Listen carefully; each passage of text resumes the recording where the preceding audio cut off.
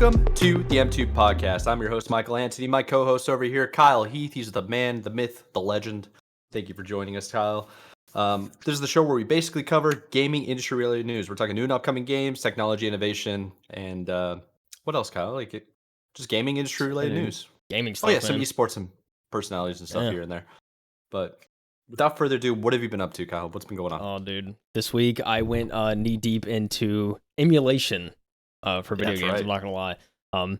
Partially was inspired by you, Mike. I will be honest. I love it. It's like seeing your whole like Xbox thing, trying to turn the Xbox into an emulator. I was like, you know what? I want to start looking into it, but also for me, like, it was something like, I always loved emulators and stuff like that, but I felt like every time in the past when I tried to make like a system or something where it was like all games, it seemed like the barrier, I don't know if it's necessarily the barrier to entry, but like the learning curve to get stuff set up was so like steep that I just kind of like didn't follow through most of the time. It's gotten easier. It's gotten much easier. Yeah, and that's what I came to find out. So I was like, I had an old laptop that runs pretty well. I recently just put a new SSD in it not too long ago. And so I'm like, I mean, it's just sitting there collecting dust. This is the perfect opportunity to put that thing to use. So I've been downloading a bunch of stuff, downloaded a bunch of games and whatnot, NES games, SNES games, N64 games. And yeah, it's got me, I went down the rabbit hole this week, played a bunch of different stuff. Like, I even pulled out, my dad's NES that he gave to me like a long time ago. I've just kept in a drawer like all these years. And I was like, I wonder if it still works. Busted it out, plugged in the AV cables, and sure enough, it booted up without issue. And I was like, dude, this is insane. So yeah, I was playing Little Mario on that. I only have like, I think I only have like 2 games for it, but obviously Mario Duck Hunt comes with like every one. I have that, so I was just playing Those that. go for money now, Yeah, that one. Funny enough, the Super Mario Bros. Like Duck Hunt, that's it's still like it's like $5 because that game was everywhere, so it's still like relatively inexpensive. And there's a decent amount of NES games now that are, in a pretty reasonable range in terms of price. When you start getting to like the first Legend of Zelda and stuff, that's when it starts ramping up. It's like, okay, this is like $50, $60 territory. And then, the super rare games even more so, but yeah. I went down that rabbit hole. I even went to a local shop that I have near me that they're like a local mom and pop shop that like solely does like old classic games, but they also have like a ton of arcade cabinets and they have like a quarter arcade next door. So it's like a really cool place if you're like trying to check out retro stuff. And so I went there just like checking prices, and their like inventory is insane. So and a lot of the stuff actually reasonably priced. Man. Yeah. A lot of stuff. They know what they have. I've been to a bunch of stores like that in Charlotte, and they have like not just Charlotte too, like a little bit further south in South Carolina. In Rock Hill, I think that's the town. Yeah. And there's some stuff there, man, where they know what everything's priced, but it's such a niche thing right now, and it's not online. Like it is online, but like their store isn't online, so you can actually go in there and find some really good deals for some really rare stuff. Yeah, and it's pretty cool. Yeah, I don't know. I've also been inspired to possibly go Goodwill hunting at some point and just see like what I can get around the area, see if there's anything around that's like old school, but yeah, I mean, I've been looking into that. I've also like gone down the rabbit hole of like console repairs. So like those old like videos of people just like taking a broken console and fixing it up. Yeah, and fixing it up. And I don't know, it's inspired me. I've been soaking information for like the past week, and I don't know. I'm about to like get a soldering kit and like, bust it out, dude. Dude, you sound exactly like how I was. Yeah. What, 2 or 3 months ago, I found out about the whole emulation thing, and like it's now been banned on the Xbox, so a lot of my work is gone, but I can still play it all on PC. Yeah. But man, I was just as consumed as you were, like researching on eBay, looking on Facebook Marketplace, even on Craigslist you can find some stuff, although like I think Craigslist kind of fallen off. Yeah. But the Goodwill near us is it's like specifically, it's not like it's run and owned by Goodwill, but it's called a different name than Goodwill. And it has like all these old games. Like I ended up getting, I think, did I tell on the podcast about how I got this guy from the Goodwill? Good old. Yeah, I was trying to remember. I know you talked to me about it, but I don't know. Yeah, I think I talked about Clone Hero, so I've been playing that, and just like songs and stuff like that. It's been a ton of fun. Yeah. But yeah, those controllers, man, like, because they don't make them anymore, and it's very difficult to find good ones. they go for upwards of like 125 plus, and at Goodwill I Yeah. found it for $90, and I'm like, okay, that's kind of a deal. That's a fair price. Yeah. Um, Yeah, it is. Yeah, I mean, it I works think great. yeah, I mean, I actually have a whole Wii guitar, and I think one of the buttons actually is, like, starting to go on it, because last time I played Hmm. it, it was, like, missing notes sometimes. So, yeah, I mean, that could be something to bust open. I could maybe try and fix Yeah, that. Because I'm realizing how I won't necessarily say easy, but how, like, straightforward a lot of, like, fixes can be for these old electronics. yeah. So, It's like yeah. it's all very simple, accessible, and I think it's more affordable than ever to fix it yourself. Yeah. I don't know, it's a good It just project depends. too, It like depends on the yeah. yeah. Yeah, I don't know, Dude, I don't know, it makes for a good project for me. I don't like, it gets me excited. Like, I think about, like, I've been looking around, like, I wanna get like, I've always wanted an N64, like, a proper N64, so I'm like, yeah. I may just get a I broken have one and fix it. Like, I have yeah. a spare if you want it. Nah, I specifically wanna actually, like, try and fix one. So, Oh, okay, so that's you gonna be want my the goal. adventure. I understand. Yeah, Yeah, exactly. that's I cool. definitely want the adventure, but yeah. And I don't know. I want to start. I don't want to start like a huge collection, but I definitely there's like some key games like I want to get for these consoles just to like have a little like library. So I'll probably Yeah. start building that too. So You know one of the like the toughest things to find right now in terms of retro gaming is CRTVs. yeah, CRTs. Like Yeah, dude. they're I can imagine. impossible to find. Like it's to the point now where people are getting PVMs, which are essentially those old security monitors and TVs that you would have in like pretty much any security not resident or commercial building and stuff Yeah. like that. Even broadcast studios and stuff, they'll have like PVMs there, and they're pretty high end. Some are hit or miss, but it's like that's kind of the only thing you can really rely on. The technology is like over 20 years now. Yeah. So good luck finding a working CRT. And if you do find one, it's like the capacitors are on their last leg. They might last another year or two Yeah. with heavy use.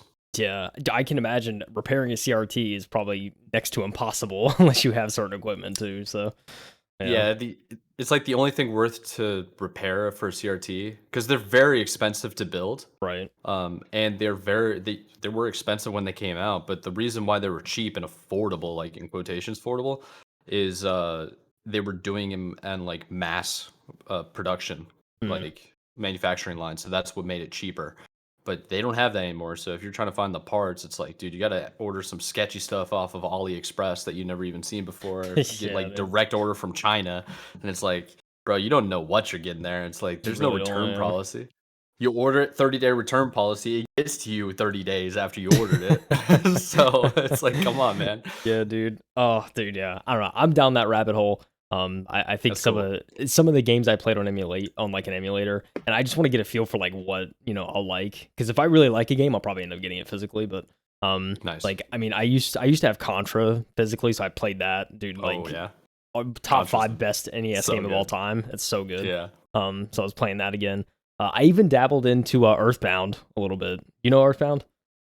It sounds familiar. It's Let me. I'm a visual person. I'll yeah. look it up right now So while you talk about it. yeah, so I mean Ness from Smash, that's Earthbound, right? Like Oh he's yeah, the yeah, yeah, character of yeah. Earthbound. It was one of the first like RPGs I feel like that was like had major like impacting significance because like I mean I was like watching a review like of the game and I'm just like the type of stuff you run into in that game is so oddball and off the wall. It's like it was kind of Yeah. the first RPG to ever be completely like kind of random, and so like it had it's like critical acclaim and stuff. It's but yeah, I played a That's little so bit of cool. that, and it's dude, it's interesting, man. I looked it up, dude. Mike, that is a 30-hour game on a Super Nintendo. Like, dude, that thing is long. Like, That's wild, man. I yeah, didn't know that. yeah, I mean, a game of that size on like an older console is kind of nuts. I mean, I was even looking because like most of the games, especially on like an NES, is like they're like maybe an hour, 3 hours at most. Like they're very quick, right? There's not really much they could pack onto the cartridge, so it's like pretty small. I mean, the only exception on NES I saw is like the first Final Fantasy, I think, was like 17 hours, and that's on like an NES. It's like, dude, that makes no sense. But yeah, Games were dude, different back then. for real. But yeah, anyways, but yeah, I was playing a lot of stuff like that and just checking out a bunch of like like Sonic games, even some GameCube games. I hopped on like Luigi's Mansion and played a little bit of that. So I was just That's kind of cool, bouncing man. around and testing things out. Yeah, dude. I hopefully this summer I can do some like serious catch up on a lot of like the older titles I missed and try and get up to speed. I'm about to just start sending you a list of all the games that like influenced my my experience when it comes to gaming. Yeah. and just be like, yo, you gotta go. Send it over, dude. I'm down, dude. I'll download that today, boy. That'd be so sick. I got plenty of them too. I think I have. I think I have all of them in existence, or I know how to get them. Although we're not going to say how to get them on the pod, because yeah, yeah. I mean, just you'll find your way. You know what I'm saying? We're not going to say anything. You can find your way. Yeah, there are ways. Yeah, that's every video I've seen. They're like, I'm not going to link to anything or show you how to get these. But you can figure it out, kind of thing. Yeah, it's like 5 minutes of Googling at most. Yeah, and yeah, it's interesting. Yeah. But we'll see. Nintendo's kind of iffy with anything right now, it seems. Yeah. We're going to talk about them a little bit, but yeah, Nintendo's just, I think, is the king of gaming, undisputed, really. Yeah, I mean, looking at all the old titles, it's like it makes sense. I mean, they were, the history of gaming. We're talking about whenever the Atari and stuff came around, gaming was at a real slump, and then Nintendo just came up, NES, and just revitalized the industry. And it's 100%, they had such a huge impact on that. A lot of people probably just don't know the history of that, but it's crazy. Yeah, it's a very fascinating history. Maybe we should dive into that. Have a special and just do some research, independent research. Yeah, I mean, we honestly. We should just do the history of gaming, because we talk about all the current stuff. I think it's only right that if we have a slow week, dude, we gotta go in. Yeah, gotta do. That's a fact. Gotta talk about how gaming is the way it is today. Yeah, but this week it wasn't too slow. There was a couple of major things that ended up happening this week. Do you want to jump right into it? We can get into it. Did you play anything this week, Mike? I don't even know if I got to you. Well, yeah, I mentioned Clone Hero a little bit. I've been trying to just play through old songs and bands. I basically Blink-182 is back. I've been into that more. Yeah. NHL I've been watching most of the time. Go Canes. Hopefully, please win. And now we got the draft. That's for the people that are watching in video format. For the ones that aren't currently, we are wearing Panthers gear, so we're prepared to be disappointed every year. We have the number one draft pick. I'm not going to get into it. All right. Who knows? We'll figure it out. But in terms of gaming, going to gaming, because that's what this is about. That's some good stuff. What have I? Oh yeah, Cyberpunk. Oh, you play Cyberpunk? Okay. I played Cyberpunk a little bit. I had to update my graphics card, do a couple of things there, change some settings. I was playing around and I kind of forgot where I was at. And then I was like, oh yeah, this happened. Okay, cool, we're good. And then I'm just steamroll ahead for 3 hours or so, having a good time. And I got to this one part, and you've played Cyberpunk and beaten it. Yeah. I'm trying to get into the church with the gang members. I don't know. Yeah, so it's I get to that part, I had to drive across the whole city, and it's just come back again later when it's open. I'm just just through the table, and I'm out. Alt F4. I'll come back tomorrow in a literal sense, dude. But yeah, that's basically where I'm at. I'm pretty early in the story, I think. So yeah, I gotta get on that. That game needs to be finished and off my my laundry list of games to finish. Before that DLC, dude, gotta do it. Facts, man. Facts. Anyways, I'm excited for the first article. This is something I found, and I'm excited to see you. How many more of these are going to come out in the next couple of years? I would look handheld. See now that I'm entrenched in the world of emulation, I look at all these handhelds as a potential game on the go thing. Everything. 100%. You're dude, this is the golden ticket right here if you want to take this stuff on the go. Anyway, we're talking specifically the first article from Engadget, talking about the Ayaneo is how I'm gonna say it. Ayaneo, probably Ayaneo. Yeah, Ayaneo. I'll say Ayaneo 2S is going to give the Steam Deck and the ASUS ROG Ally some serious competition. There was also another article on the Ally. Apparently, we didn't cover it in this thing, but apparently there's a leaked price point of, I believe it's $699, I think, for that, which is just shy of $700. Yeah, which is insane USD. For the hardware that's in that. Anyway, get into that. But the Ayaneo 2S is supposedly going to have an AMD Ryzen 7000 chip, likely the same as the one as the Ally, which we mentioned. They both are going to have pretty insane chips. In a new presentation, Ayaneo has confirmed that its upcoming Ayaneo 2S Steam Deck-like handheld console will be powered by an AMD chip identical to the one in the ASUS ROG Ally, The Verge has reported. The AMD Ryzen 7000 chip is likely the Ryzen 7 7840U, a chip that's supposed to be nigh on. It says nigh. I don't know if this will be high. Nigh on the same. Nigh on the same as the AMD Z1 Extreme found on the Ally. The Ayaneo 2S will also come with a 3-pipe cooler and other improvements. The Ayaneo 2S looks identical to the Ayaneo 2 we reviewed earlier this year by Steve Dent and Engadget, but with improvements under the hood that address some of our key complaints, namely the new 7000 series processor with Radeon 780M graphics offers substantial performance gains in a low TDP 8 to 15 watt gold range compared to the 6800 in the current model. That means improvements in the battery life, which we called mediocre in the Ayaneo 2. Has also promised slightly reduced temperatures with the Ryzen 7000 processor as well. On top of the new chip, AS says that the console will have an improved fingerprint sensor, a more colorful screen, smoother triggers, and a case that opens easier. That's easier to open. Along with the new Ayaneo 2S, the company has also promised upgrades to existing handhelds. The Ayaneo Air will get a free speaker upgrade, and Ayaneo 2 and Ayaneo Geek buyers will receive a free cooling module that can lower the temps by 12 degrees. Company may offer. That's pretty good. Yeah, that's not bad. The company may offer Ayaneo 2 buyers a future motherboard upgrade as well, and Ayaneo Air Plus buyers will automatically be updated from the 6800U to the 7000 series chip if they haven't received it yet. Dang, some customer service right there. There you go. Offsetting that good news a bit is that Aya indicated it will end its free lifetime warranty plan for the original Ayaneo Founders Edition and offer a voucher for a free Ayaneo 2021 instead. Okay, I mean, there's some compensation there. You get rid of the lifetime warranty, but at least they're trying to make good on it. The company also showed off new Ayaneo Geek 1S, effectively a more basic Ayaneo 2 with a lower resolution 800p screen, but packing the same Ryzen 7000 processor.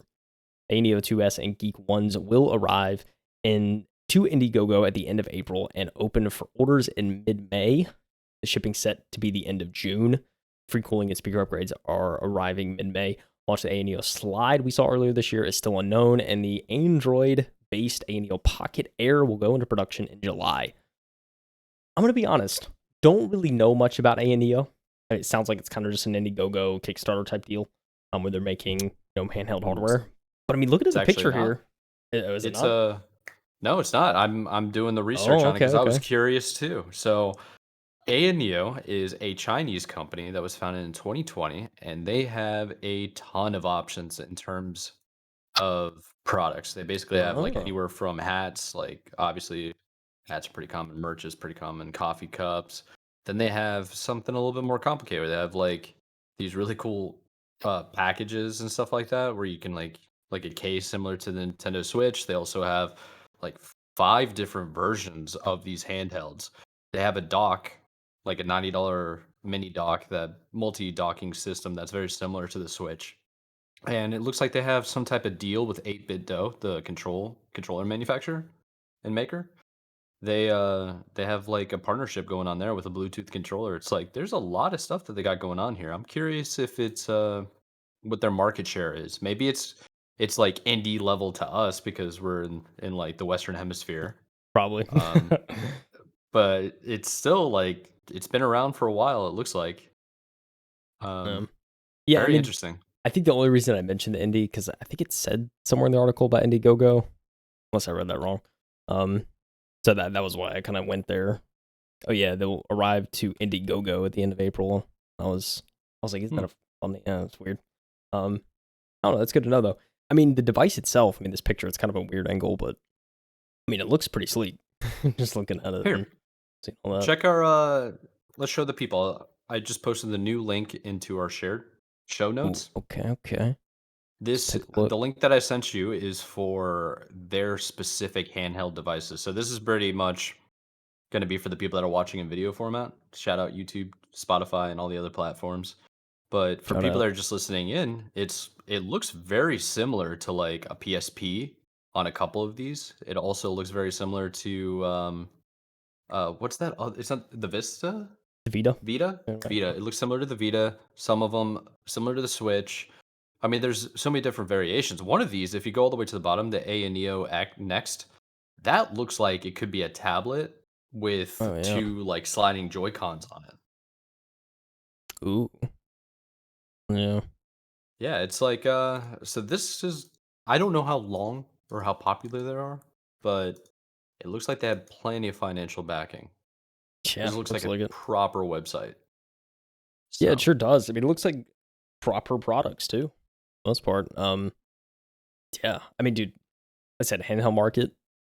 I mean, it's Steam through Deck, the dude. roof, man. The Steam Deck, Through the roof. I feel like the Steam Deck is what propelled a lot of these companies to be like, oh, there's a market here. And like, if we make these devices like essentially a PC, then like it gives more freedom to the consumer so they can, do what they want with it kind of thing. So yeah, man, Yeah. I feel like that's what we're starting to see. And I'm here for it. You know what I'm saying? Having like a handheld, like, dude, I was sitting in bed like playing my emulator, and I was like, dude, this is lit. Like, if I had this in like the That's palm of pretty my cool, man. hand, like I didn't have to worry about a screen, like, or it's like if I didn't have that separation, this would be like I would be like on cloud nine. So, I mean, I see the appeal. I'm starting to see it I mean, now. that's such a good point. Yeah, I kind man, you just gave me an idea. I've been wanting to play Breath of the Wild, and I've been thinking about streaming it, but Nintendo's cracking down on streamers and content creators. So Uh, I'm just thinking now, it's like, why don't I just start playing that in my bed? Like when I'm getting ready for saying, bed, yeah, just play like 30 to 45 minutes, have fun, and get tired and go to bed. That yeah, might be the play. yeah. Saying. Yeah, but Yeah. I'm starting to think about, just like couch gaming, like whether it's like on a handheld oh or just yeah, like yeah, just get some little device that you can load like an emulator on, hook it up to your TV, get a wireless controller, you're set. You know what I mean? So yeah. The mobile gaming in other areas other than just my setup, it's like it's refreshing. Like I'm just sitting there, I'm like, this is nice. it really is. It's nice to remember. It's just like you don't have to have like a high end controller, console, PC to Yeah. just enjoy a couple of games that are just meant to be fun, man. It's not Yeah. all about esports. It's not all about like finding the ultimate game to play. It's like, dude, just find art and enjoy it. Yeah. You know. Very true. Very true. But yeah, hey Neo, dude. Big ups, dude, coming out with some insane Yeah. hardware right now. I'm gonna be checking out all the reviews as much as I can, man. Like I'm very curious because there's gonna be all the big tech YouTubers are gonna be buying these Yeah. and put them like side by side with all the other like equivalents, like Steam Deck, Switch. Probably gonna be a jailbroken Switch because it's not the same level. You know what I mean?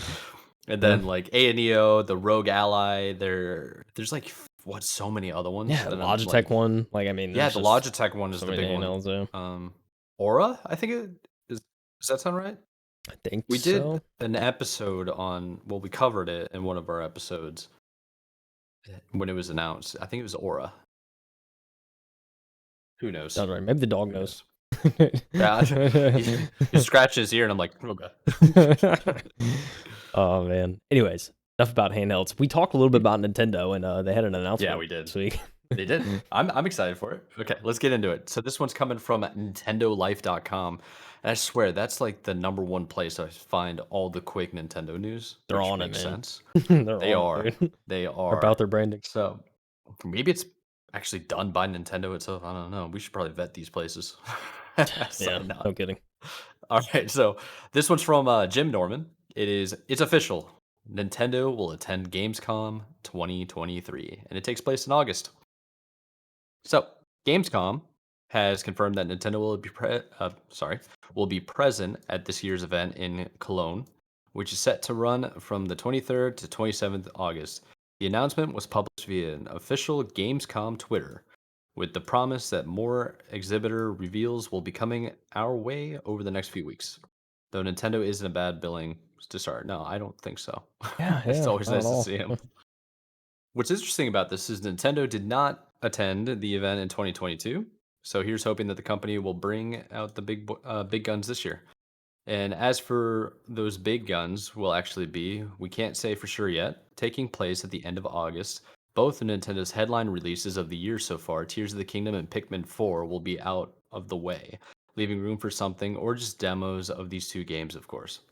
It's worth bearing in mind that the event precedes Nintendo's usual September Direct, for where we would assume the big N, really, where the big N would save any large releases. But who knows? Perhaps a summer Direct will come our way and give us plenty of new titles to have on display. Only time will tell. So, Yeah, pretty crazy really, not stuff, much huh? to say. Yeah, not I much mean, to say. yeah, there's like I will say and appreciate Nintendo because they've had plenty of indie showcases that seem to be pretty successful. It's Yeah. kind of cool to see all the new games coming out, and I'm so very desperate to see Tears of the Kingdom. I've been avoiding as much trailer spoiler information as I can, and everybody is saying it's like it's bigger, it's better. There could be like a secret time loop and stuff like this, Yeah. like people projecting or predicting where the story should go next. It's pretty cool, man. Yeah.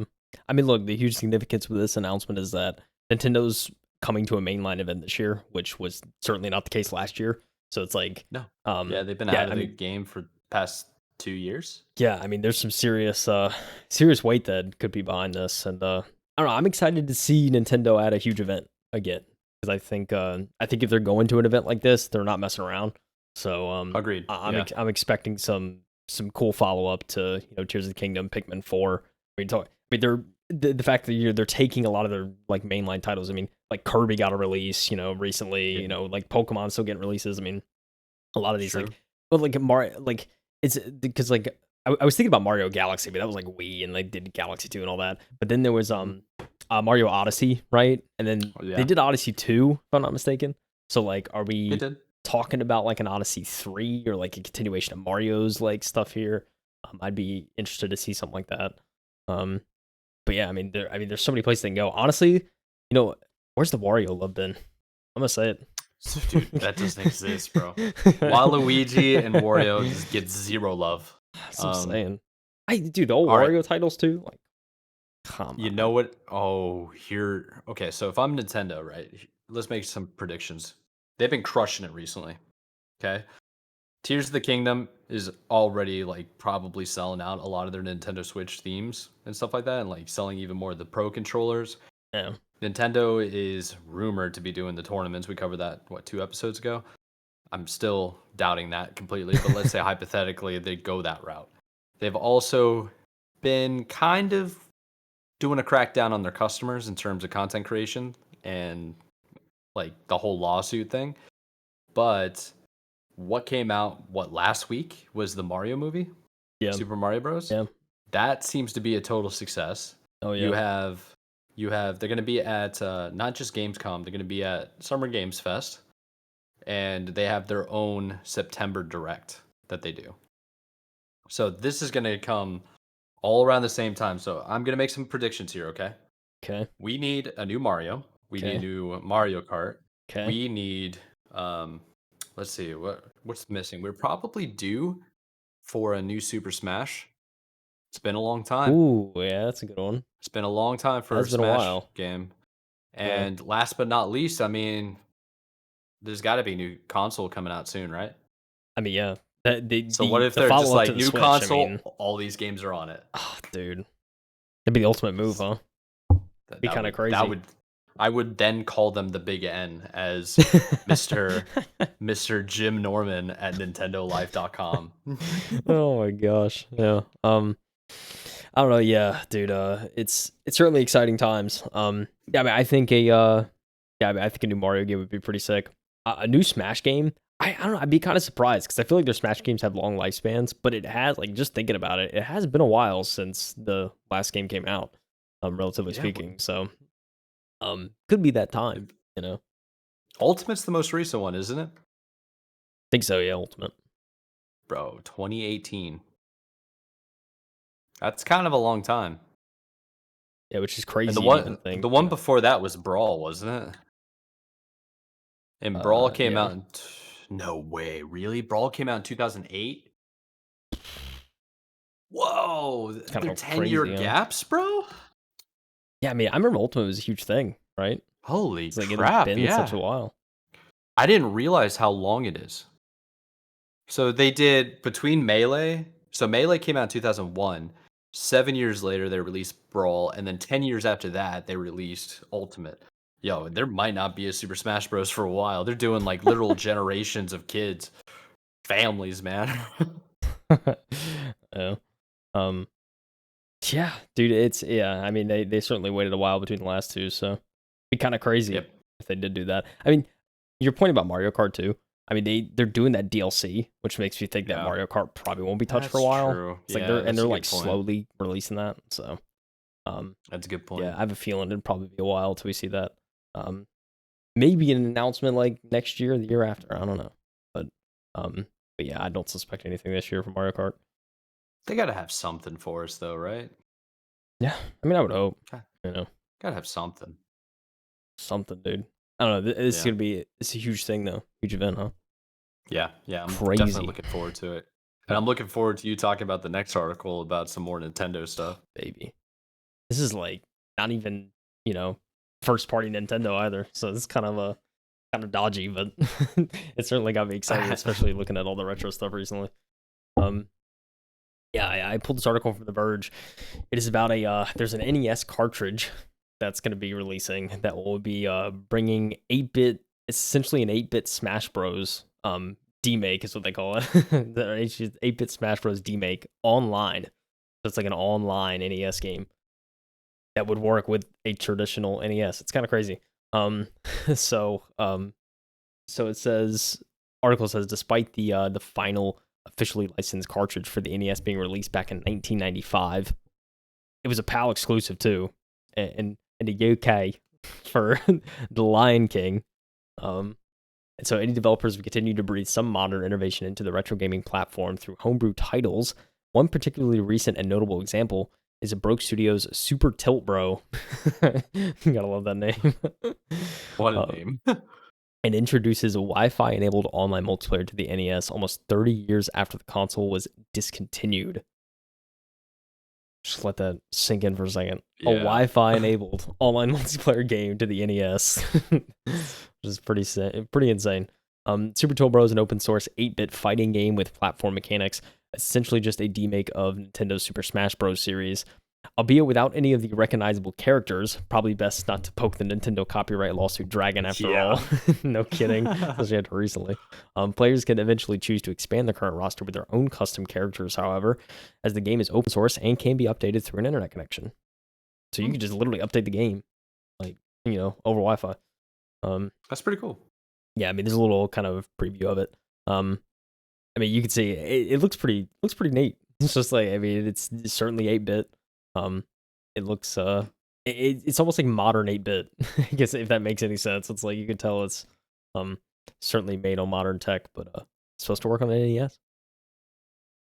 Broke Studio has completed development with that. They've completed development and testing for Super Tilt Bro game, and its Wi-Fi enabled cartridge is now raising money to cover the hardware manufacturing costs through a Kickstarter campaign.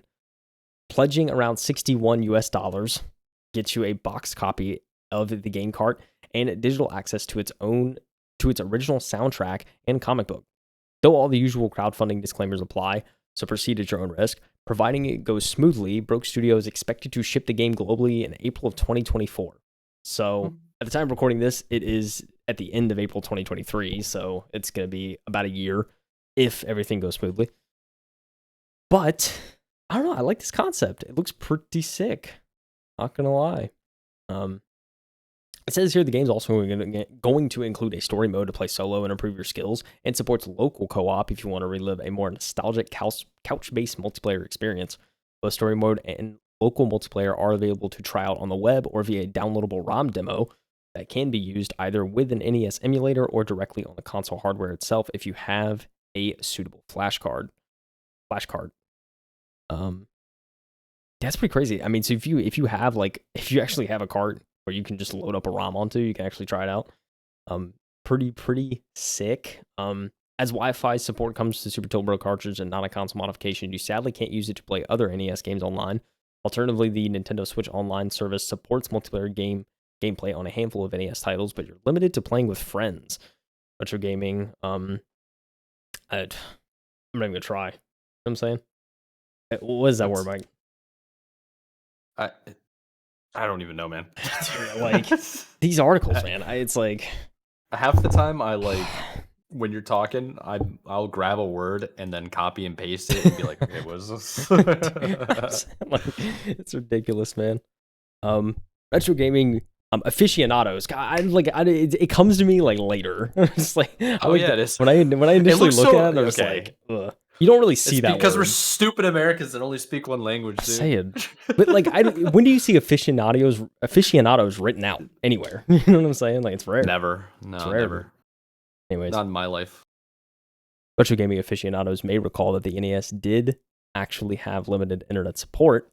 A modem was released for the Japanese version of the console known as the Famicom, which I looking at it and seeing like the history of all the consoles and stuff like more recently myself, I like when I see like the Famicom, like SNES, it's like it's got like the little rainbow icon and stuff. The controller's like 4 colors and whatnot. I'm like, dude, that's sick. Why didn't we get that?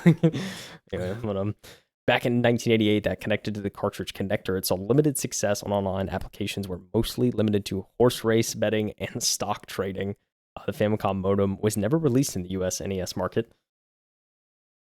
Yeah, I mean, that's about the end. So, I mean, as far as the NES console itself, obviously, before the age of the internet, where it was significant enough to try and like do anything on it. But I mean, the fact that they're going to make a playable cart that you can stick into a modern, like, into an NES and it works. Incredible. And it's like online, like, assuming this works, dude, this, like, I mean, $60, I'm like definitely about to like join in on this and try and get a copy because that just sounds sick. Yeah, it's definitely interesting. I think, man, I don't know how Nintendo's going to handle that though. If it becomes a success, like on a very global level, it's going to be like Nintendo's going to come down and sue the crap out of somebody. Yeah. Just because they're using existing hardware, like Nintendo property, right? Yeah, for unintended use. I wonder if that, it's like, but it wouldn't classify as like a modification though. It's weird, you know? Yeah. I mean, it's the thing. I mean, Nintendo, there was obviously, and like, back in like the old days too, there was like non-licensed Nintendo games that were made before like Nintendo really started cracking down. And so like you get like those weird black carts by, third parties and like those light blue carts and stuff like that. And it's just like doesn't look like a Nintendo game, but it works on your NES. So it's like, yeah. And there's some that there's the whole like lockout, board that's on it. So it's like some people just clip it so they can play anything and they're not restricted. Yeah, there's a lot of that. That's true too. There's a couple of things as well. Like there's a couple of things, right? NES games and like Super Nintendo and all these other games, like for emulation, you can actually play them online, like through your emulator. Yeah, and you can. It works relatively well.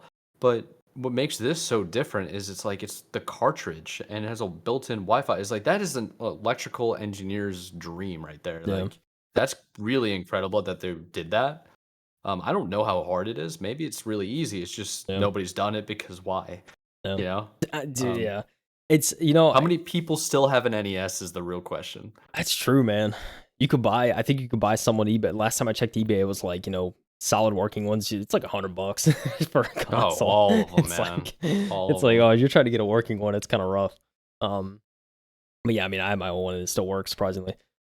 Dude, just another like quick side note, like just looking, I've not only been looking at old consoles, I've been looking at like modified hardware. So like modded Game Boys, modded like handhelds. Those are usually more, dude, man. Yeah, it's insane. Like, and just like, I mean, I saw someone, he made, have you ever heard of the Wii Boy? Like, oh yeah. The guy like took a Wii circuit board, cut it down to the form factor of a Game Boy, and slapped it in there. It was like emulators.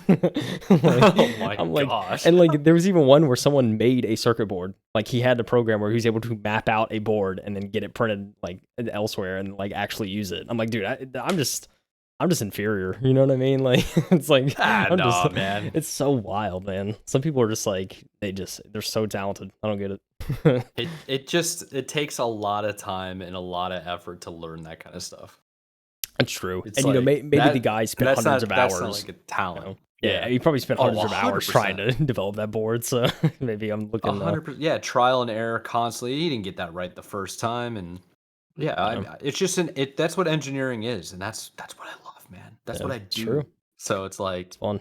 Absolutely love it. You know what you should do is you should find an original Xbox and soft mod that, and like really go through the process of that, and then you can add like a bigger hard drive and stuff like that. I know you don't care too much about Xbox and all the games, but you can put like all the games that came out before the Xbox on your hard drive and play it. Yeah, it's true. So, I mean, and it's like super easy entry, plenty of resources, and all you have to do is have like a flash drive and a screwdriver, and you're good. yeah. Yeah, I mean, It's no, like it's a good real point. good entry. I think, yeah. I mean, I think eventually, like, I'd love to have an OG Xbox, and even one that's like soft modded, so like you can still use it, but you can also just unlock more potential. I think that's pretty sick. I mean, I've also been looking into like possibly like at some point I even want to get like a PS2, because like not only is it a PS2, like if you get like a slim or one of the fat ones, like not only is it that, it's also backwards compatible PS1, so you could get PS1 games, and it's just essentially two systems in one. Not to say like a PS1 isn't worth getting if you're a collector, but it might be worth getting still. Yeah, a couple of good games on there. Yeah, dude, broken ones are cheap, dude. Fix it up. Just saying. Yeah, that's actually that. Yeah, I understand where you're coming from. Yeah. That makes sense.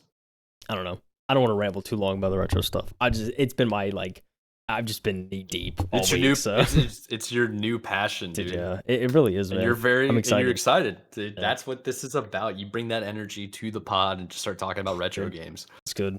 So we're gonna have an F one day. We're gonna combine our emulation powers, Mike, and we're just gonna like combine our historical knowledge and just go hard. Yeah, I like. I was joking around about playing new modern titles with old hardware, not just like not in terms of like putting, I don't know, like Cyberpunk, or let's do this. Let's not put like Call of Duty on like an old PlayStation, like the new Modern Warfare 2. But like, okay, let's log in, and I'm gonna play with my GameCube controller with this dongle on my PC, and like that kind of like ridiculousness. Playing with like a Duke controller, one of those big ugly guys. Have you ever seen a Duke controller, by the way? Yeah, dude. When I was really young, dude, especially when I was really young, bro, I like played. Nobody can hold it. Yeah, I played at a friend's house. Like, dude, it was like I was like, I can't. My hands were so small because I was like 6, and I'm like, I can't. Like, I just gave up. And then like I ended up getting a GameCube. I was like, okay, this is more like it's a lot more manageable for way a kid. Easier. Yeah, that's crazy too, because like GameCube and Xbox were out at the same exact time. Yeah, dude. Yeah. I buried up my silver GameCube. I dug at the silver GameCube. Disk drive don't work, but I'm fixing it up, baby. We're gonna make it work again. Oh, it's gonna be good. Yeah, dude. But I set up my little living room now, and I have all the old consoles lined up in my cabinet. So it's all there, man. Heck yeah, that's basically what I'm building over here at this little bookshelf. Go, I got like a PlayStation and a regular Nintendo, Super Nintendo, up in a box in the closet. But hey, I like the GameCube, dude. It's so pretty. They need to bring it back, man. Dude, it's like the old consoles were like art. It's just like they were so unique, and it's like especially Nintendo. They were. You could also say right now they're still unique. Like Nintendo's always doing their own thing forever. Like I don't know, it's like they're timeless. Like the designs are timeless, right? So they're always gonna be appealing. Especially PS5 is the biggest meme ever, though. I think it's huge. Yeah, pretty big. Anyways, we would talk a lot of Mike. I think we got to talk about a new modern title pushing the boundaries of accessibility. Oh, I am very excited to talk about this. I think I was. Did I send it to you? Maybe. You did. Sure did. But oh wait. Okay, my order was out of control here. Yeah, I got to fix that later. But this is about Forza, one of my favorite games of like franchises. I love racing games. Big fan, always have been. Always my go-to. And this has come from The Verge. This is Tom Warren, our boy, that we don't really know. We're talking parasocial relationships, dude. One day, baby. He's always breaking like the fire, man. Always. Have senior editor, dude. Got the connects. He does. So this one is about how the next Forza will help blind players race by listening to beeps and boops. Forza Motorsport is coming this year and will be the most accessible Forza ever. So Forza is arriving later this year with all the usual improvements. I gotta zoom this in. My contacts are expired pretty much. Sorry, guys. Maybe I'll stop mumbling so much. All right, so this year with all the usual improvements in visual immersion and fidelity you'd expect from the latest Forza. But it's also going to let players who are blind or have low vision race around tracks by listening for beeps and boops. These clever audio cues make Forza Motorsport the most accessible Forza titled ever. And Turn 10 Studios, the people who make Forza, has teamed up with the accessibility consultant and blind gamer Brandon Cole to listen to these audio cues and make racing blind in Forza Motorsport a reality. In the past, Cole has worked with Naughty Dog to improve accessibility in The Last of Us on PlayStation and has been pushing for game developers on this issue for more than a decade. I wonder if that's why The Last of Us is like their audio is so good. Yeah. Like I their mean, dude, spatial audio is really yeah, I good. mean, their accessibility too is like next to none, especially whenever like Last of Us 2 came out. It was insane. That's pretty cool. I love seeing this. So people don't know this. I don't openly say it, but it's like I'm also colorblind, and only recently, like some of my favorite titles are now adding those options. Yeah. It's like it's now all Which is, standard, but there were yeah, I games for a mean, while I couldn't like shooters, dude. Halo 2 on everything's Warlock, blending. I couldn't tell the colors at all. So what Oh ended up man, happening is like I would have to ask other people what the colors were of the map because if you play competitively in certain games, you need to know positional yeah, awareness, and people that have normal color vision use colors. So I would memorize the colors based on what other people would say. mm, So dang, I couldn't visually look at it. I had to do everything by memory. oh man, yeah, that's It just another layer it for you. was Jeez. ruthless. And Halo 5, another reason why I hate Halo 5 is all the maps look the same. And there's no color differential Oh man, whatsoever. So it's like, dude, I had to do this for Halo 2, and now you're making me do it for Halo 5 15 years later, basically. Like, I was so upset. But ugh, that's neither here nor there. Let's get back into actual literal blindness because this is fascinating to me. Prior to this work, Cole wasn't super impressed with Microsoft Xbox accessibility work, and he decided to make that clear. Microsoft invited Cole to talk directly to Xbox developers in 2020 about the state of accessibility for people with total blindness. And this is his quote: I felt that, at the time, we had been kind of left behind by Xbox. And here we were with The Last of Us on PlayStation and had fully accessible to the blind. And we had nothing on Xbox that was alternative to that. So I said so. And then says Cole in an interview with The Verge. That way of speaking in honesty got me the job. I said games are not for everyone until they are. Like, hey, dang, let's go, dude. that bro, that's literally that's the credit like note right there. That's the Yeah, sentence. it Saying really is. games are not for everyone until they are. Cut to black. I mean, it is. It's I true. think this is truly fascinating to see more and more games adding stuff for the blind because a lot of people don't. I feel like a lot of people don't understand like there's different degrees of blindness. Yeah, Like I know people that are legally blind but they can read. Does that make sense? yeah, yeah. They're like their vision is so poor and there's nothing they can do to correct it. Like no amount of glasses, no amount of laser surgery, like LASIK surgery, all this kind of stuff. It will never improve their eyesight, so they're just legally blind. They can't drive. They can't do things. But it's like if you're at home and you're not at risk, it's like why can't I play racing games for once? It's like they're not legally allowed to drive. Let them drive and race and play games so they can at least experience some stuff like that, you Um, know? it's a good point. Yeah, I mean, I think, yeah, I think the whole accessibility thing, I'm always an advocate for it because I think it's, the more people that can play games, the more people that can experience this, and the more people that Mhm. are included, it's Yes. just, I don't know, like, it makes, it like brings me joy just knowing that other people can experience it. But yeah, I mean, I think it's just, but like, especially when we see these innovations, there's clear ways like developers are able to make improvements, um, that are like just creative and innovative. It just, I don't know, it grows gaming as well. So, I mean, yeah, it only makes sense.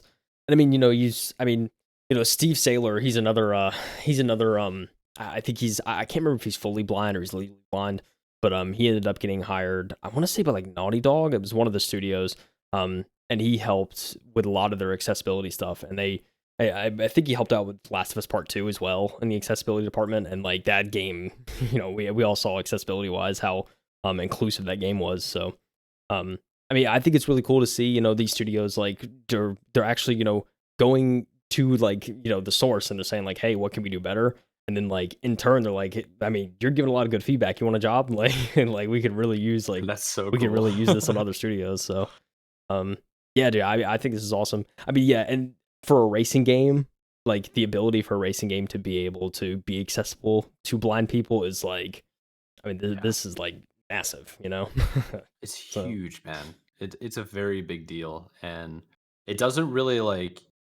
I feel like it might get slipped under the radar, which is why I'm excited we're talking about it. Is yeah, like being blind is kind of a minority, pretty much statistically speaking, and it's like to see it being a priority focus in different developers of like, hey, well, we already figured out like how to do things to make things very visually stunning, but it's like, how do we make it so people that can't literally see the visual stunning aspects of the game, but can still experience it and then have the audio cues that are like really high advanced and make it super easy for them to play as well.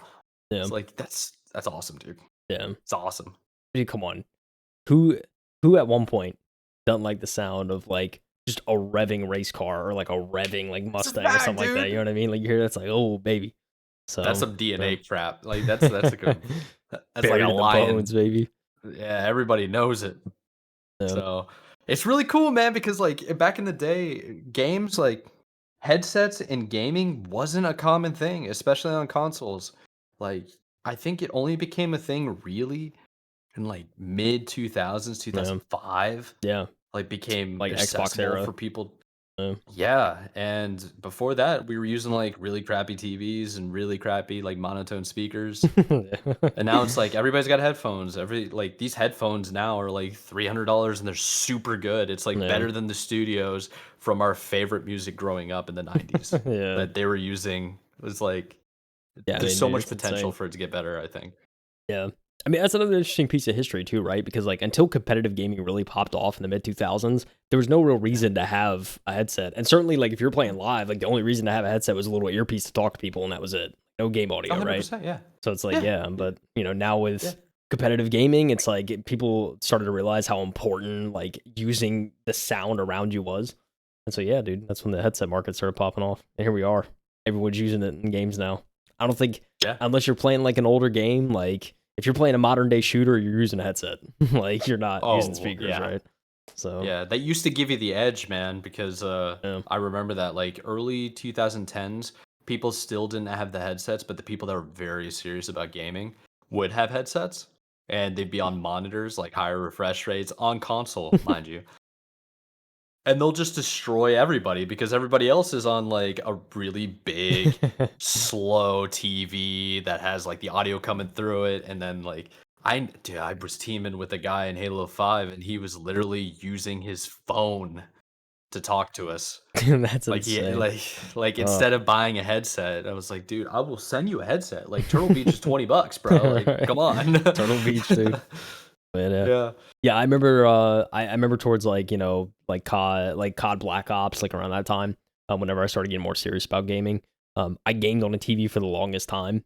And like I Oh yeah. honestly I don't even think I got a monitor until like end of high school or college. Like that's when I Yo, started really getting that serious changed your about it. life. Yeah, I mean it's That like and for the longest time, like I like we would just get annihilated and like MLG, like little like pop up like MLG tournaments for COD and stuff like oh that. yeah. And we're finding out like just the hardware alone, it's like they're everyone that was above us, Oh, they're they have the using these advantage. like insane monitors, 1 millisecond response Oh time, yeah. and they're like they have Astros and they're like just going hard.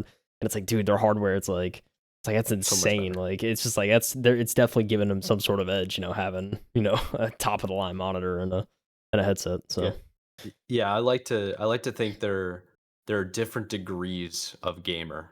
If that makes sense. Maybe I shouldn't say degrees, it's just types, really. Like there's genres in gaming, yeah, but there's like types of gamers. It's like some gamers they just want their speakers, like they're like what are they called? Monitors like on the corner of their desk and they're over here playing like WoW or like I don't know, Destiny, just running around shooting their guns, having a good time. yeah, And then there's like a different like type of gamer that's like fully into it with like all the headsets, all the hookups, all the different color filters, all like the right. optimization going on with their hardware. Then you got like a whole other one where they're just sitting on a couch, lounge back and not taking it seriously. So And they're all playing the same game at the same time, you know? yeah, It's like it's true. Yeah, dude. I mean, a goal for me one day. I mean, we're talking about headset and stuff. Like a true like a bucket list gaming item for me would be to like play on a couch in like an acoustically treated room with surround sound speakers. I feel like that'd be an experience. You've never done that? I've like with like true surround sound. I've never done that. You have like speakers behind you, in front of you. Like, dude, it'd be insane. Dude, high school, I dated this girl whose dad was a big audio guy, big into movies. Okay. He set up an entire theater in their basement, like Dude, proper nice. theater. Oh yeah, we were on like sofas, lounge back. There were like legit sofas. Like one level was on the ground, and then it was the other one was lifted up, and then the other one behind that's lifted up. Projectors, all this stuff. Like, oh yeah, the speakers, the sounds were.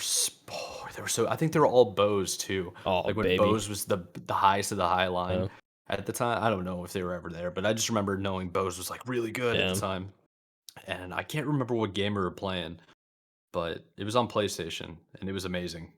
Dude, I was like, I was like, yo, I might like be here more often. And she's like, yeah, come over. You don't need her to be here. Like, all right. It's good. I don't know. Yeah, accessibility, huge strides, cool, right? Man. And I think, and I think focusing on audio is more commonplace in gaming, and it's a good thing. Yeah. I mean, nothing else to say. More people get to play. We talked about the hardware and controllers and pads and all that stuff too. Yeah, accessibility pads. That's a whole other conversation, right? We could dive into Xbox's accessibility controller and how like crazy that thing is. Yeah, that's a whole episode right there. So, but we have more news to discuss, and in particular, we have a little bit of GTA 6 news coming soon, perhaps. Yeah, I pulled this article from Soft Tonic. I saw it on other articles. I don't even know if we used them as a source before, but I mean, I've certainly seen it around other outlets. But yeah, so this article is about GTA 6. So GTA 6 has so many rumors right now that's mostly impossible to manage all the information. The latest rumor is quite credible. GTA, which this is interesting. GTA is on its way. GTA 5 is on its way to 230 million copies sold after a decade in stores. GTA 6 wants to match that mark, but it won't be easy. Will. I mean, it might. It's gonna match it eventually. Says we have a powerful leak about the trailer. But now we know even more. We know that the long-awaited GTA 6 could be about to be officially announced, and the latest string of rumors are anything to go by. There is speculation that Take-Two Interactive's next investor call on May 17th, 2023 may be the time when we finally learn more about the long-awaited title. The leak reportedly forced Take-Two to move up the date.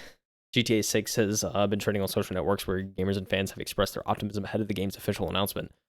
Twitter user MNM345, for example, suggested the developers could reveal the game before the aforementioned investor call. I think there's actually a good chance GTA could be announced before May 17th.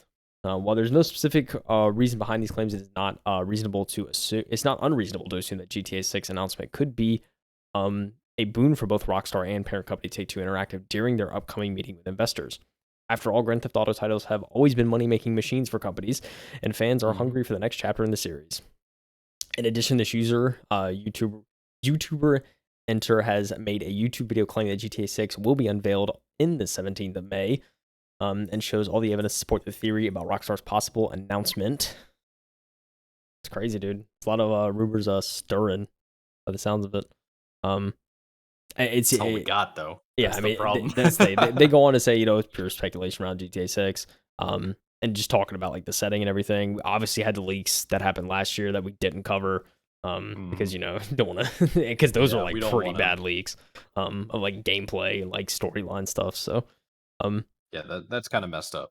Yeah, I'm not a fan of that. It is it was very unfortunate. We didn't want to bring attention to it, so we didn't cover it on the show.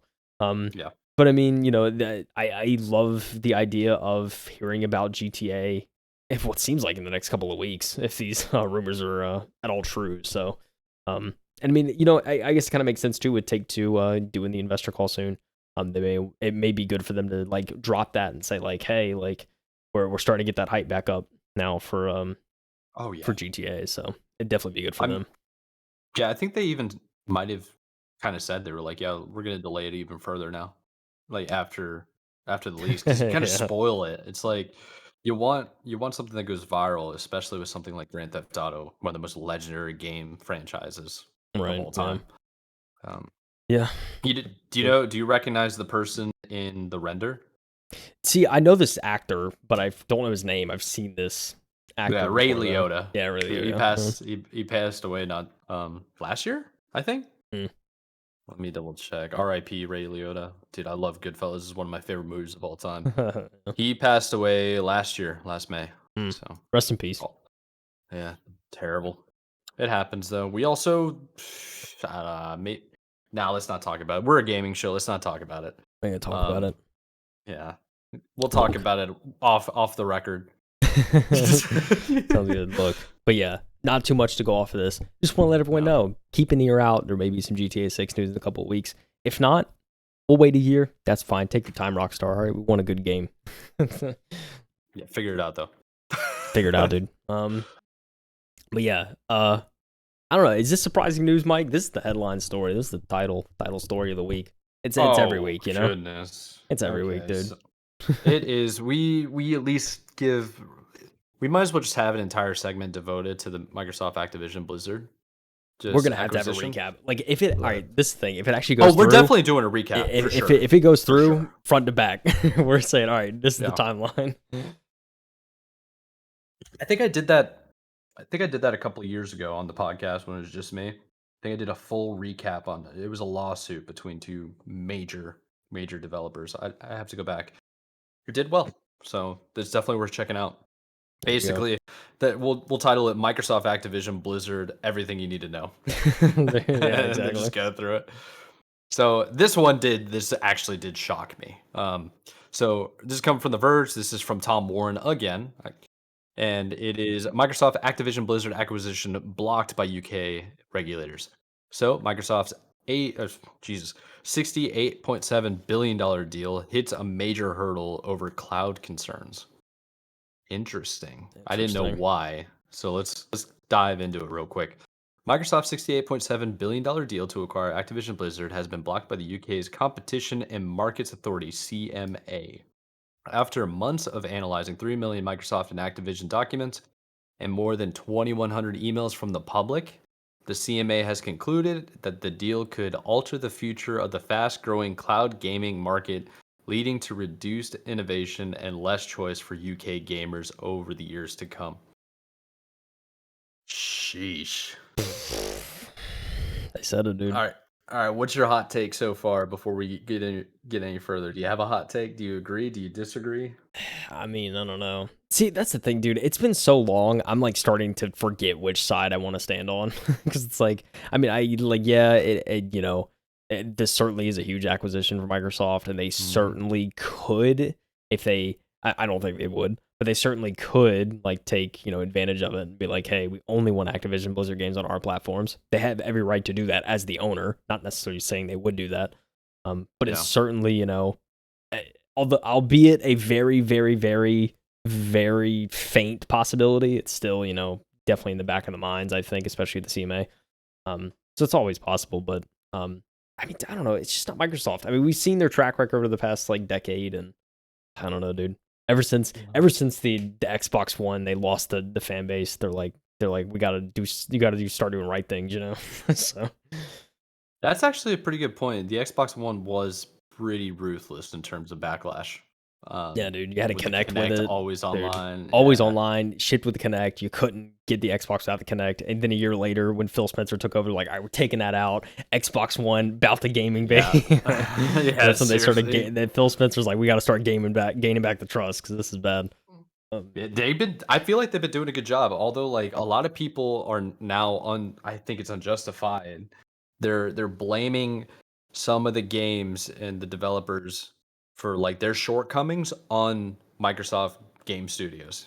Yeah. Like which is kind of wild to me because it's like Microsoft Game Studios is just the financier for the developers and publishers, really. Yeah. So it's like I don't think they're really getting down in the weeds trying to program the games, They're like, okay, here's the deadline, make it happen. Oh, you can't make it happen? Okay, we'll push it out. Like, what can we launch with, No. But whatever. Let's get into this, okay? So let's continue. Microsoft says it will appeal the decision, but it's a blow to Microsoft's hopes of acquiring Activision Blizzard and will likely prevent the company closing its giant deal if an appeal is unsuccessful. Microsoft has a strong position in cloud gaming services, and the evidence available to the CMA showed that Microsoft would find it commercially beneficial to make Activision games exclusive to its own cloud gaming service, says the CMA. Yeah, of course. I mean, that kind of Yeah. makes sense. That's what they were trying to combat with the 10-year contracts. They were just signing with anybody on cloud. Yeah. So the CMA estimates that Microsoft controls around 60 to 70% of global cloud gaming services, and that adding control over Call of Duty, Overwatch, and World of Warcraft would give Microsoft a significant advantage in the cloud gaming market. Okay, that's kind of crazy. Bro, I didn't realize it was that much. I ain't gonna lie. Like, jeez. I'm not surprised that they have 60 to 70% of the cloud gaming market, because the cloud gaming market in the scope of things isn't that big. The thing that I'm finding interesting is that they think people are actually playing Call of Duty Overwatch Oh, on cloud? Overwatch? Bro, Overwatch on it? You're not playing. If you're playing Overwatch on cloud, you're getting ostracized from the community. You need to keep that to yourself, dude. They'll come after you because you're at such a huge disadvantage in terms of like internet connectivity. Bringing the team down, you know? Yeah, you are the ultimate anchor. You do that on my team, I'm banning you. Like, I'm not banning you, but I'm blocking you. You're out of here. You're out of here, kid. And this is all ultimately Sony's fault because they didn't adapt 10 years ago. I'm gonna say it. Dang, dude. All right. Hey, I'm They here should for have it, you know? adapted. They went with the exclusivity route on their consoles instead of making cloud. That's ultimately what it is. Should have. I mean, it's true, dude. I ain't saying you're lying, dude. I think Yeah, I think Sony certainly looked themselves in the mirror to a certain extent, right? Just be like, yeah, yo, what but have we been doing? worrying about a console war and selling consoles for no reason when you should be pushing everything to the cloud, It's crazy, pushing dude. everything to It's true. PC. It's true, dude. Wild Could you concept. imagine, bro? Could you imagine if remote play was like way more accessible and way more like available to more and like at an affordable price point? Dude, that library's cracked. Are you kidding me? It is. I would be signed up for that quicker than I would with the Game Pass right now. No. I'm on the Game Pass because they have so many games that I want to play. But it's like PlayStation has the better options, really. The It's true, dude. exclusive They have a ones. lot of solid games. Yeah. True. But whatever. Okay. Let's go further before I start getting on I guess my ivory tower and start spitting down. Microsoft had attempted to address concerns around cloud gaming in the lead up to the decision. The software giant signed cloud gaming deals with Boosteroid, Ubitus, and Nvidia to allow Xbox PC games to run on these rival cloud gaming services after striking a similar deal with Nintendo in December. These 10-year deals also include access to Call of Duty and other Activision Blizzard games if the deal is approved by regulators. So, something that I just thought about that's really interesting. The US regulators, the FTC, was trying to make their decision before the CMA. Yeah. So, how's that work? I guess the CMA is the UK. I guess I'm referring to the European Union. They wanted to make, yeah, the US wanted to make a decision before the European Union's. Yeah, their commissions. True. Yeah, but I feel like there's not much more to really get into. Yeah. Because most of this just turns into a recap of everything that's been going on. If you've been paying attention to, it's basically the UK said, no, you're going to become a monopoly. We're going to say no to this. Microsoft has filed an official appeal. They also haven't been ruled out from the FTC in the United States. And there's still an ongoing case investigation going on in the European Union to determine whether or not it's a monopoly. Yeah. Yeah, there's still a lot of road left to travel on, right? So it's it's not quite at the end yet. But I mean, from the CMA, this is certainly a hurdle, and Microsoft just has to hope that they can win over an appeal, right? At this point, yes, because if not, it's like, oh well, we got to rework the deal now, and who knows if they can get the same price? Who knows if they can get the same contract stipulations? There's probably gonna have to be some adjustments made to give some independence to Activision. So yeah, there's a lot to think about, right? So I don't know. There's a lot more to the story, and again, the rest of this article, like you mentioned, it kind of just reviews kind of how we got to here, which we possibly may save for a future episode. So yeah, but before we drop off this episode, this topic, let's go ahead and finish up the last two paragraphs of this article that I do feel like is definitely worth mentioning. So we have mentioned this before in previous episodes, but maybe somebody's hearing this for the first time from us. Regulators in Saudi Arabia, Brazil, Chile, Serbia, Japan, and South Africa have all approved the deal. And the True. EU is set to make a decision by May 22nd. True. With Reuters reporting last month that the deal is likely to be approved by the EU regulators following the NVIDIA and Nintendo licensing agreements.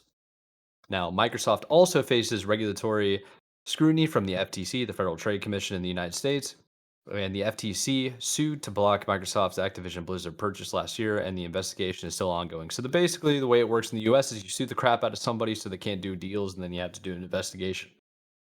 That's ultimately what happens. Yeah. And evidentiary.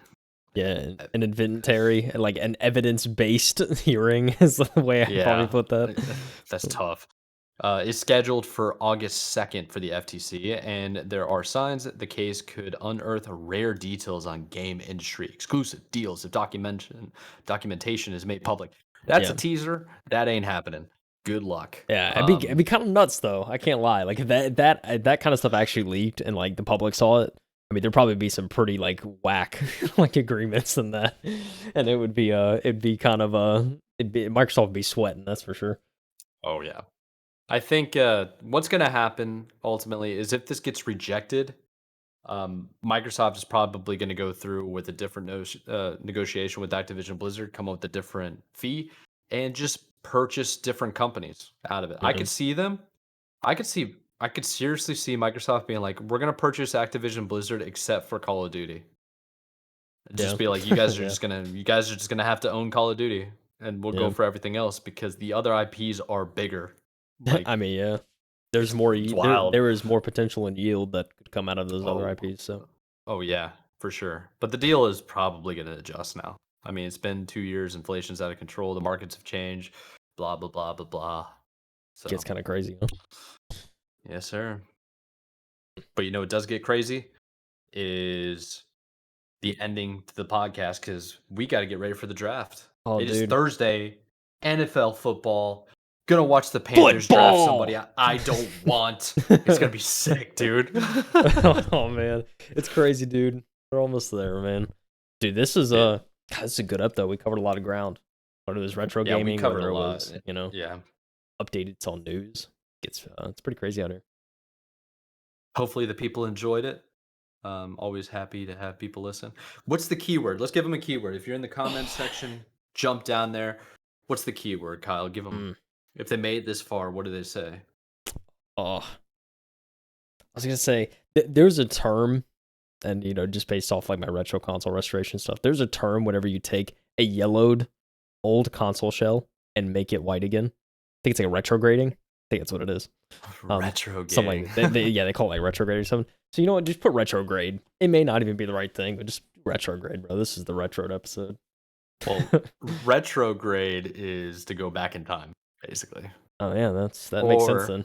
Bringing the color back. Astronomical retrograde is kind of freaking nuts, man. Ooh. It's about the perception of things rotating in an opposite direction of which they're actually going because of relative motion of the other people. It's physics. Let's go. It's wild. I go to bed watching physics and stuff, man. It knocks me out right away. Oh yeah, dude. I know so much. Oh my gosh, I've been watching so much about pyramids and how they were built, and it wasn't aliens. I got all the facts now, man. That's great. Really fascinating stuff that I learned recently. But yeah, I think that's it for our episode. Do you have anything to cover? Next week, we're going to be talking about new games. Yeah, for the month of May. May's pretty cracked. Also, at the time we posted this, Jedi Survivor is out. I've heard good things about it. So it's a brand new Star Wars game for everyone. It's going to be so sick, dude. It's going to be so sick. Is it just Jedi Survivor? Monster Hunter Rise Sunbreak is also out. There's a few other ones. Yeah. Your Dead Island too. Yeah. Be honest, I'm gonna wait. I'm honestly probably gonna wait till a sale, just to be transparent. I think that's probably a good idea, to be honest. Yeah. But I think so. All right, let's let the people go. We appreciate you guys for tuning in. This has been the M2 Podcast. I'm MikeWillEatU. This is KyleHeath, and we're gonna go watch some NFL football. We'll catch you later. Thanks for listening, everyone. Peace out. Peace Take out. it easy. Bye.